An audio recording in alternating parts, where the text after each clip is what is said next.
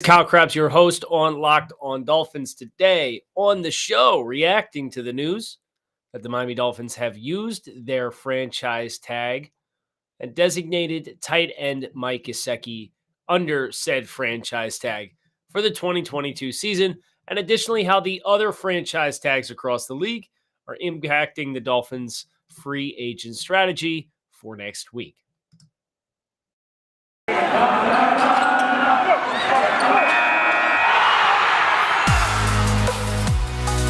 Locked On Dolphins, your daily Miami Dolphins podcast, part of the Locked On Podcast Network, your team every day.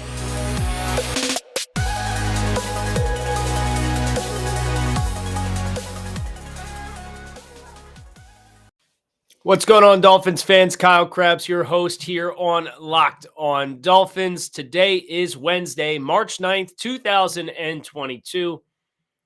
I want to thank you guys for making Locked On Dolphins your first Miami Dolphins listen of the day as we react today to the news that we felt should have been coming, but you never wanted to assume that it was, because if it didn't, then it would have opened up a whole other can of worms. Miami Dolphins placing the franchise tag on tight end Mike Gesicki. That was announced early on Tuesday. They didn't waste too much time. I guess they wanted to make sure Mike really enjoyed his day down on his honeymoon. $10.9 million fully guaranteed for the 2022 season is the current financial situation that Mike Gesicki finds himself in. And of course, players across the league usually want that long-term stability, that long-term contract. But this is a nice payday for a member of the Dolphins who, quite frankly, after the first year of his career with the Dolphins, did not look to be a high-value player. And he has steadily evolved. And over the last 3 seasons, he has caught 177 passes for over 2,050 yards and 13 touchdowns, 73, 780, and 2 coming last season, one of the centerpieces of the Dolphins' passing offense. And of course, the whole debate with Mike Gesicki is not whether or not he's a good football player. The debate with Mike Gesicki was whether or not, in the new system that was being brought in, that the Dolphins were going to value his skill set in a way that guaranteed that they would allow him to be back under contract. And by what I mean there is exactly what happened.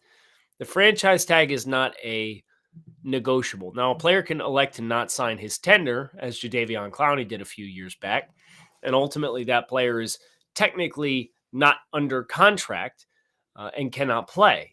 And Clowney used that to gain leverage against the Texans and ultimately facilitate his trade to the Seattle Seahawks. If you remember, the Dolphins were interested in acquiring Jadeveon Clowney that year in 2019. Well, Clowney, because he did not sign his tender, effectively turned it into a no-trade clause. He said, I will sign my tender to be traded elsewhere when you trade me where I want to play. So, that is the extreme example of what can go wrong with the franchise tag. Now, as far as Mike Gesicki, there is something else that, from the Dolphins' perspective at the very least, it would not be wrong for Mike, could go wrong. And that is if Gesicki files a complaint, or whatever the proper verbiage is, for asking an arbitrator to look at his designation and serve as a tight end versus a wide receiver.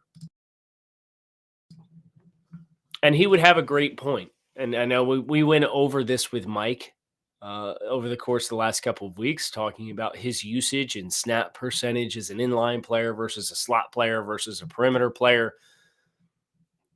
And like 85% of his snaps, he's taking detached from the offensive set. So if Mike were to file a claim, and if Mike were to successfully win that appeal, which is the word I've been looking for this whole time, Mike would be due for about an extra $7 million this year. It's a lot of money. And that's where it gets really dicey, because in the lexicon of wide receivers and wide receiver production and wide receivers that are making that kind of money, now you're entering into an era with Gesicki that you don't particularly feel comfortable with from a compensation perspective. But what I do appreciate, and this is something that the Dolphins have struggled with for quite some time, drafting good players and keeping good players is not something, if you reflect over the last 10 years of this organization, that should be considered as a strength. They draft players, they become good players, and they eventually leave, like the Jarvis Landrys of the world, who no, I'm not advocating for them to bring him back this offseason. I think I think his best days are behind him. I admire the toughness. I just don't think he's a dynamic run after catch guy that would really help amplify this offense. Olivier Vernon, Lamar Miller. Shoot, even guys like Billy Turner, who weren't good players here but became good players elsewhere. And I'm sure I am forgetting a slew of examples. Minka Fitzpatrick's another good example. Players who are good players that the Dolphins drafted, but they could not make it work long-term with. So this is at least a step in that direction, assuming this is not part of a larger maneuver that involves a tag and trade. But I will say this. Based on the action we got across the rest of the league yesterday, I think a tag and trade scenario for Mike Gesicki is a little less likely. Because I think about one of the favorite landing spots that I had for Mike Gesicki as a potential trade target, the Los Angeles Chargers. It was appealing. Why? Because Mike Williams was an expiring contract. Well, Mike Williams got 3 years, $60 million, with I think close to $40 million guaranteed yesterday. He's back under contract with the Chargers. Lock it in. David Njoku, another one of the tight ends, got the franchise tag. And if anybody ever wants to poke at the Dolphins for using the franchise tag on Mike, I think Mike doubled up David in everything other than touchdowns. And David Njoku is a good player. Make no mistake about it. But 36 receptions for 475 yards and 4 touchdowns was Njoku's production versus 73, 780, and 2. And Mike's been more available. But Dalton Schultz also got the tag. Dallas Cowboys tight end, who I've pointed to as if you're going to transition, I would take the swap. I would take Dalton Schultz over Mike Gesicki for this offense. Schultz finished with 78, 808, and 8. His last 2 seasons have been extremely productive, but the Dallas Cowboys hit him with a franchise tag. That may ultimately be a maneuver that costs them the ability to retain Amari Cooper. And if that's the case, I think there's a reasonable trade-off from a Dolphins perspective and interests to be made there. So some interesting moving and shaking amidst the tight ends. I know Evan Ingram did not receive the tag. He is scheduled to hit free agency, and he's probably going to reap the benefits of that. But I thought it was especially of note that Njoku, not so much as a player who wasn't necessarily on my radar for the Dolphins, but Dalton Schultz also getting the tag, I think kind of locks Miami in a little bit more. You don't have that big fish out there that would be the big money player that would allow you to justify transitioning away from Gesicki. So now, in my mind, I'm probably favoring, based on what the market now looks like, to keep Gesicki, to utilize Hunter Long. Ask yourself the question if Durham Smythe has a piece of the puzzle or not.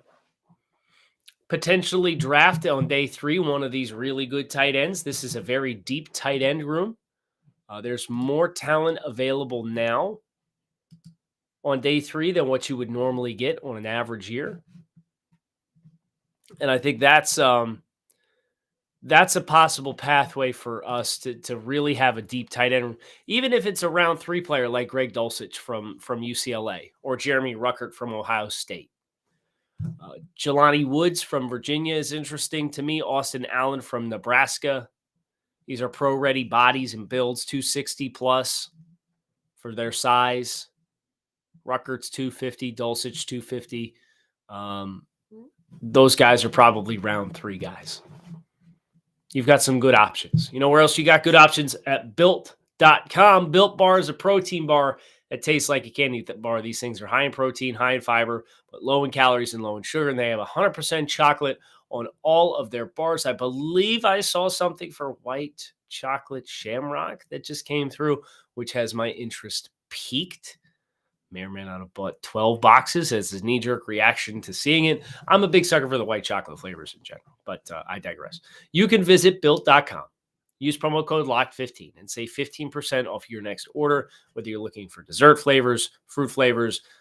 They are all low in calories, low in sugar, high in protein, high in fiber. Built.com, promo code LOCK15 to save 15% off your next order of the world's most delicious protein bar. But of course, there were players tagged that were not just tight ends. And the ones that are of most interest to you as Dolphins fans are a couple of wide receivers and a couple of offensive tackles. Chris Godwin got the franchise tag from Tampa Bay. He's off the market. Devontae Adams, Green Bay Packers, got the franchise tag. He's off the market. It was announced yesterday as well. Aaron Rodgers coming back to the Green Bay Packers. And promptly once that shoe fell, the other shoe fell, and the AFC just got a whole lot shittier for us to deal with because Russell Wilson got traded to the Broncos. Sick. Sweet. For like very little, too, in the grand scheme of things. 2 1s, a 2 this year that's a top 50 pick, of 5 Noah Fant, Shelby Harris, and Drew Lock. Broncos still have 5 picks in the top 125 after the trade. Make sense of that if you can. Good luck playing the AFC West this year. I digress. Sorry. I'm mad just thinking about it. So what happens now with the wide receiver room is the 2 best players are off the market. So if the Dolphins are going to be players for a big name wide receiver, they're going to have to hope that Amari Cooper gets cut by the Cowboys. Because Allen Robinson at 29 years old is not necessarily a player that I'm super enamored with bringing into the fray here. He's a better version of Devontae Parker. Okay. But with whatever dead weight you're going to carry from Parker if you transition away from Parker, and potentially Allen Robinson being the lone big name left in free agency, what does that financial exchange look like? And it's probably one I'm not overly comfortable with, if we're being honest. Now, if you were to go out and tell me that the Dolphins were shopping for Tyler Lockett from Seattle, who's in the midst of a teardown now. They traded Russell Wilson, or they agreed to trade Russell Wilson away yesterday. They told Bobby Wagner he's getting released. Tyler Lockett is reportedly available to be had. Tyler Lockett is the exact wide receiver that this team should be aspiring for. And I would say DK Metcalf too, but I think DK Metcalf, who reportedly can also be available at the right price, I just think DK, and this was the same reason why I didn't put Chris Olave to the Dolphins in my most recent mock versus a player that was available. DK wins down the field. DK in an offensive system that is going to ask for a lot of run after catch. DK can win run after catch, but he wins run after catch with physicality at the top of the route and at the catch point and after the catch immediately on the perimeter and challenging corners to tackle him one-on-one. That can fit here. But DK's best qualities are the vertical receiving on the perimeter down the field.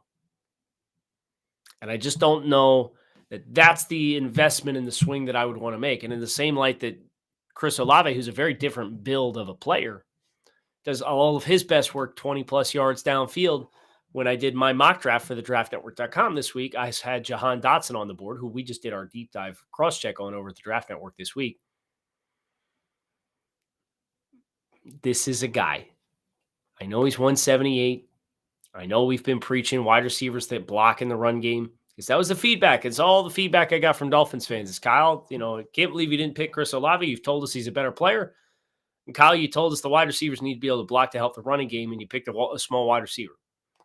Their personnel groupings, and yes, it's not just going to be as simple as, well, we'll do Devontae Parker and Mac Hollins when we want to run the ball. You can put Jalen Waddle and Jahan Dotson on the field at the same time. Just put them in a stacked twins away from the run strength and run the ball this way. And if you want to motion, you can motion. And so you can go 12 personnel or 21 personnel, put them on the same side, put the tight end with his hand in the dirt over here, have a fullback on the field and motion him around. And as long as that fullback's a versatile player, like what the 49ers had in Juszczyk, you can make it work. You can be very threatening with both speed and with running game. So as far as DK Metcalf goes, I'd be interested. I would like to know what that cost would be, but I do think Tyler Lockett is the better fit from a player skill set perspective for what, again, Tua Tagovailoa has shown he best operates with, especially if you're going to bring back Mike. And Mike is going to serve as a bigger receiving target as well. So that's the wide receiver shift is notable. It's something we kind of anticipated, but to see Godwin also get the tag on top of Devontae Adams it's a bit of a buzzkill. It is what it is. According to Spot Track, the top available free agent wide receivers currently on the market,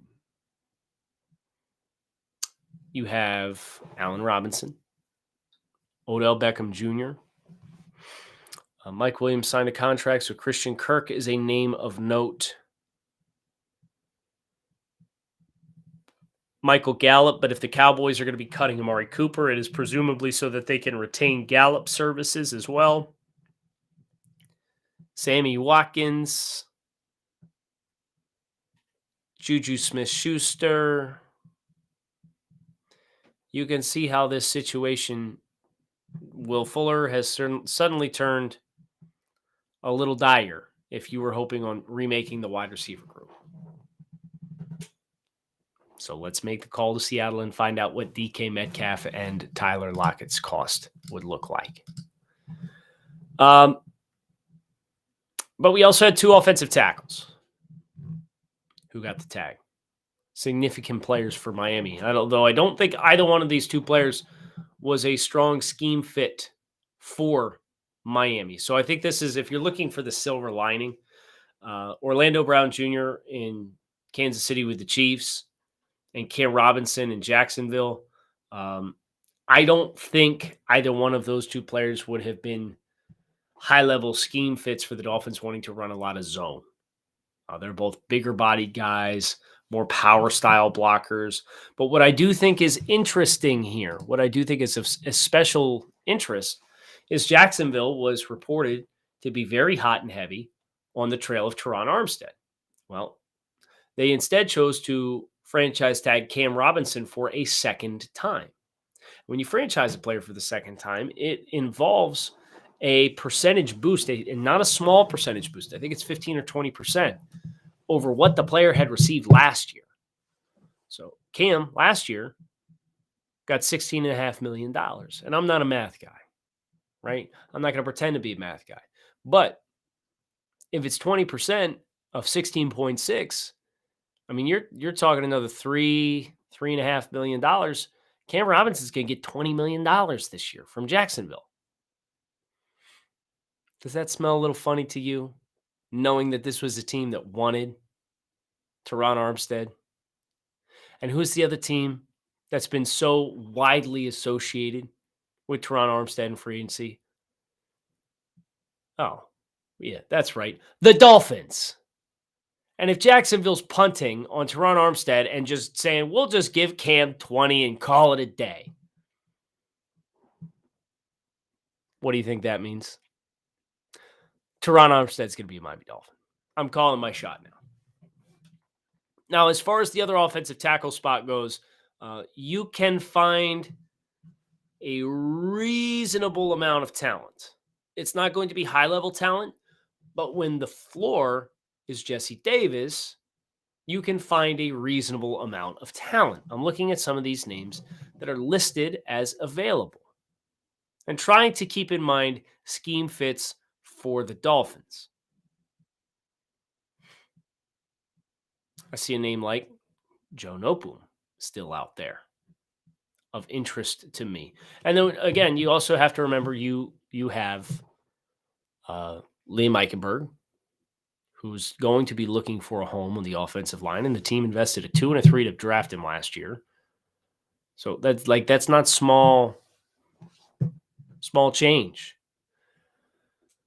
But we'll see what ends up happening at center with Ryan Jensen, because that's another player that the Dolphins have had reported interest in pursuing. So here's the deal. If you sign Teron Armstead and Ryan Jensen to your offensive line, and you go Armstead, let's call it Michael Dieter or Austin Jackson at left guard, or you can draft a guard on day 2 or day 3. Okay, so that one's kind of a mystery spot. And then you'll have Ryan Jensen, and then you're going to have Robert Hunt.